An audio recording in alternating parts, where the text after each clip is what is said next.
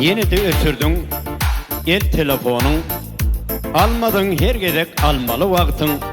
İnni telefonun hatı ura diyarın, hatı gem okuman, ötürdün baktım. Yolların barın beklep koyarsın, hiç barıp yeten ok umuytlu hatım. Umydum moncuk dey ödülaymesin, arzularım sana bağladım baktım.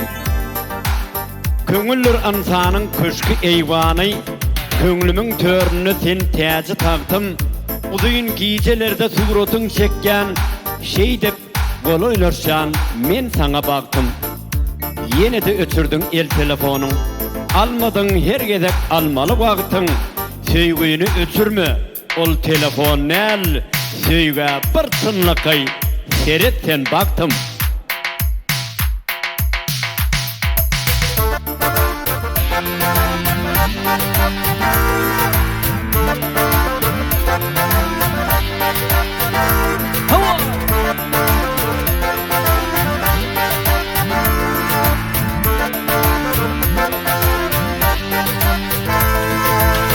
Her geçen günler sırlaşırdık yar bilen, yüreğimde yar hıyali bardır gıyd bilen.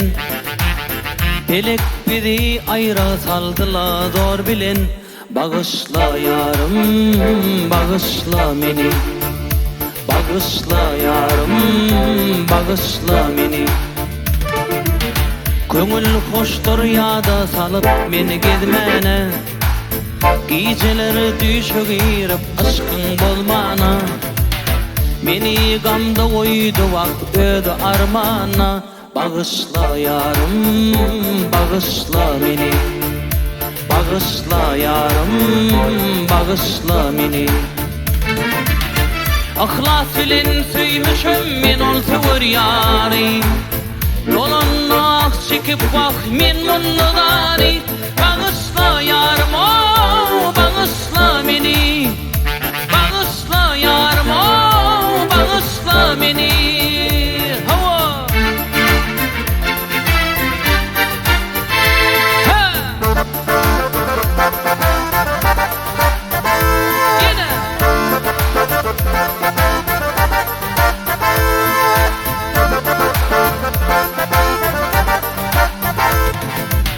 bardı pınhan şirin sözümüz.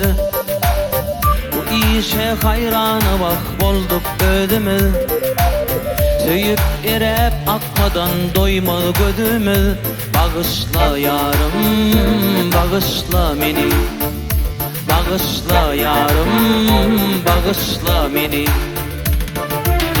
Sözüm sana yetmeli ardım aytmağa. İşin rovajı yoktur yakın yetmeye. Dilver derde koymaz bir karar yatmağa. Bağışla yarım, bağışla meni. Bağışla yarım, bağışla meni. Ahlas bilen süymüşüm men ol sever yari. Men onnak çekip bak olunnu dari. Bağışla yarım, bağışla meni. Bağışla yarım, bağışla meni. Hava